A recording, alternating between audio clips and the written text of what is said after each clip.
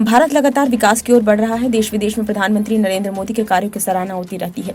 अब केंद्रीय आईटी मंत्री अश्विनी वैष्णव ने भारत के सेमीकंडक्टर इकोसिस्टम के बारे में विस्तार से बताया। उन्होंने बताया कि कैसे उनका मंत्रालय प्रधानमंत्री के मेक इन इंडिया दृष्टिकोण के स्वरूप भारत में एक सर्व समावेशी सेमीकंडक्टर पारिस्थितिकी तंत्र बनाने के लिए काम कर रहा है। बता दें कि पीएम मोदी की अध्यक्षता में केंद्रीय मंत्रिमंडल ने गुरुवार को भारत में सेमीकंडक्टर्स और डिस्प्ले मैन्युफैक्चरिंग इकोसिस्टम तैयार करने के तहत 3 सेमीकंडक्टर यूनिट्स लगाने को मंजूरी प्रदान की है। अगले 100 दिन के भीतर तीनों यूनिट्स का निर्माण शुरू हो जाएगा।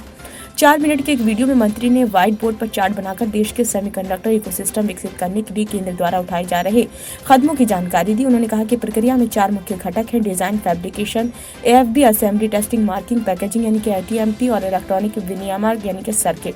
उन्होंने कहा कि सेमीकंडक्टर बनाने के लिए सबसे अहम और महंगे उपकरण ईडी उपकरण है, जिसे 3 कंपनियां कैडेंस, सिनोप्सिस और सीमेंस द्वारा बनाया जा रहा है। कौशल को बढ़ाने और अनुसंधान व विकास के लिए क्या कदम उठाए जा रहे हैं, ये पूछे जाने पर मंत्री ने बताया, सबसे कठिन और सबसे महंगे उपकरण जिन्हें इलेक्ट्रॉनिक डिजाइन ऑटोमेशन या ईडीए टूल कहा जाता है, इसकी आपूर्ति कैडेंस, सिनोप्सिस और सीमेंस द्वारा की जाती है। ये बहुत महंगे हैं। यदि आप खरीदने जाते हैं तो आपको सिर्फ एक लाइसेंस के 10 करोड़ से 15 करोड़ रुपए खर्च करने होंगे। इसलिए हमने इन 3 कंपनियों से बात की है और उनके ईडी उपकरण के लिए और इन्हें देश के 104 विश्वविद्यालयों को दिया है। उन्होंने आगे कहा कि विश्वविद्यालय अब अपने छात्रों को क्लासरूम में नए लाइव टूल से परिचित करा सकेंगे और इससे देश में स्टार्टअप्स को बढ़ने में मदद मिलेगी।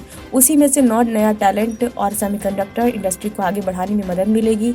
मंत्री ने कहा कि ये बहुत बड़ी पहल है, इसलिए इसकी नींव बहुत महत्वपूर्ण है। उन्होंने कहा, हम 2 साल में जो हासिल करने में सक्षम रहे हैं, कई देश 5 साल में ऐसा नहीं कर पाए हैं। केंद्रीय मंत्री ने बताया कि सेमीकंडक्टर की यूनिट्स 20,000 उन्नत प्रौद्योगिकी कार्यों में प्रत्यक्ष रोजगार और लगभग 60,000 अप्रत्यक्ष रोजगारों का सृजन करेगी।